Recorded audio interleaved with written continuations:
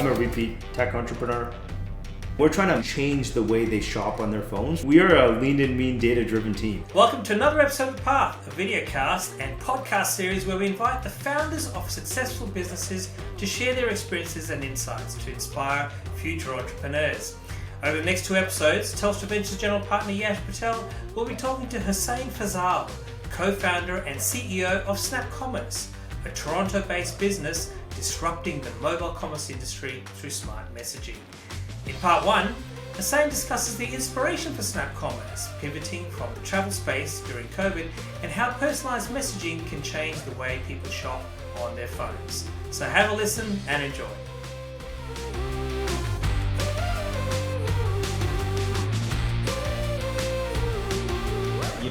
Really excited and honored to be here with Hussein, a good friend, as well as a great portfolio company CEO of ours in SnapTravel, or now known as Snapcommerce. So let's get right into the nitty gritty, right?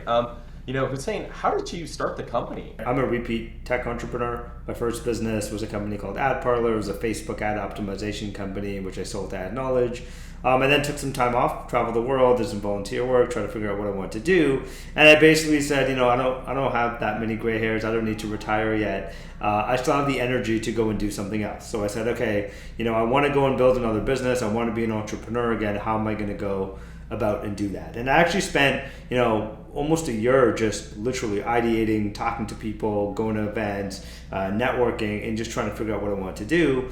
And then I happened to be in San Francisco, and there was sort of a meetup for like Canadians in the Valley. And that's when I got introduced to Henry, who's sort of a friend of a friend. We're both Waterloo grads. We ended up connecting, and we found out that we have a lot of common. And I think, a couple of things I was looking for. One is someone who shares the same values as me, and we saw that we over time, as we got to know each other, we believe in the same things.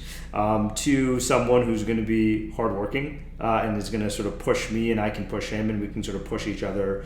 And then obviously, although I do have a Waterloo comp sci background, I haven't coded in 10 years, so it was always nice that Henry was a Google engineer, and he would be sort of the tech co-founder, at least to kick things off. So that's how we met, and over time we got to know each other, and we started working on some small projects together. And then at some point we said, okay, we've got to do this full time. So Henry actually quit his job at Google and moved to San Francisco for 6 months, and we basically together started. And then the way we actually started this business, it was actually using a book called Running Lean by Ash Maurya. So for those listeners out there, it's actually a very pretty prescriptive and incredible book on how to come up with a business idea, essentially. And the way it works is, if you have an idea for a B2B business, you just go talk to a whole bunch of customers and you document what they're looking for, you find out what their problems are, and you present them solutions. For a B2C idea, you essentially build a website, buy some ads, drive some traffic to it, and see what people click on. So it was a pretty methodical approach, and we've always been very data-driven. By doing that and through a whole bunch of, figuring things out and pivoting and playing, we ended up finding something that worked. I mean, it was all over the place. We looked at esports, we looked at real estate, we were working on almost a version of like Amazon Mechanical Turk, where you could, people wanted to get jobs done and you could sort of outsource it in a semi-human, semi-automated machine learning way.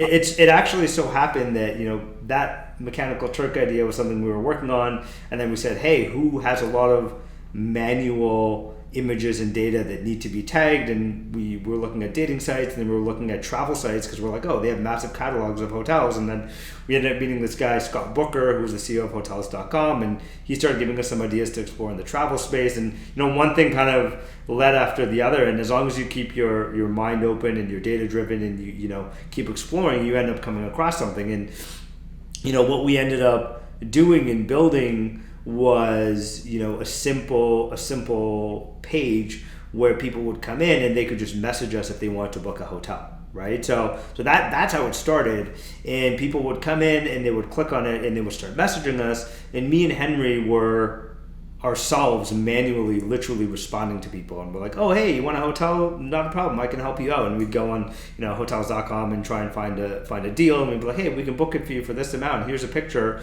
and we'd go and we'd book it, right? And we manually booked about 100 hotel rooms, and we're like, okay, people want this. People want to use messaging to book hotels. And then, from there we raised the seed round, and then we started to grow the business, and we started to actually really learn what's valuable and what's not. So when you guys, when did you actually start automating these messages? Yeah, I think it was always an iterative process, right? So it wasn't like a cutover date. It was more like, let's keep improving the technology. Let's add some humans. Let's add some human agents. Let's add the handoff between bot and human. But then I think the sort of the key for us was really understanding what messaging is good for and what messaging is not good for. So there's a huge misconception, and there was for many years, that a chat bot or automated messaging is a better way to search and it's a better way to browse. And the reality is that is not. A much more efficient way is like, here's a UI, you type it in, it auto completes, you put in your dates, you pick it from a calendar, so you pick your correct dates, right? So what is messaging good for?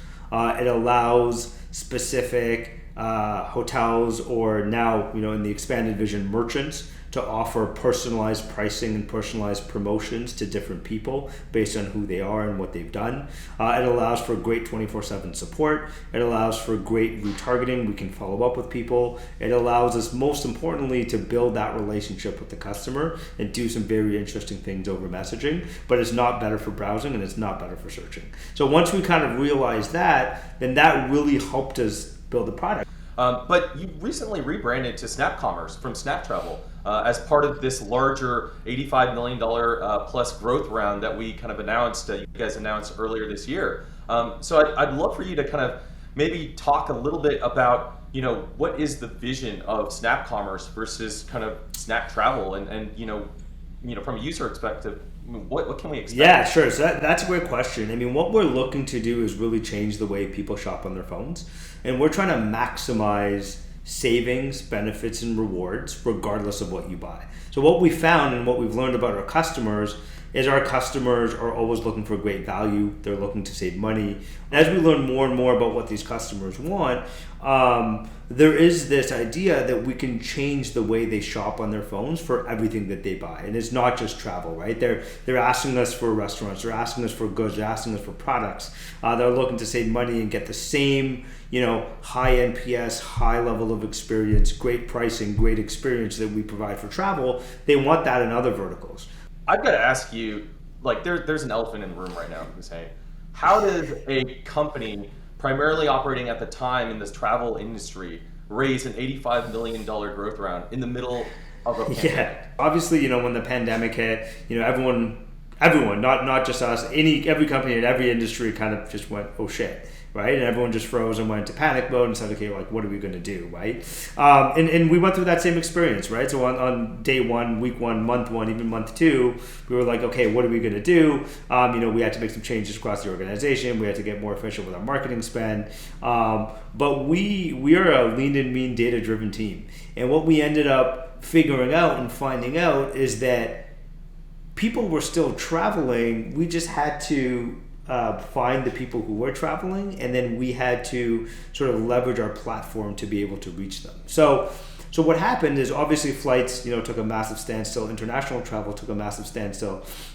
But domestic travel in the US actually only kind of paused for a few weeks, and people were traveling again. We're traveling domestically, and we have 10 million plus customers where we have a direct one-on-one messaging relationship with. So we were able to say, hey, Yash, you live in San Francisco, you used to travel 3-4 times a year. Well, we have a great deal just for you in Napa Valley, which is 2 hours away, and there's a long weekend coming up. Are you interested in booking that, right? So we were able to leverage the relationship.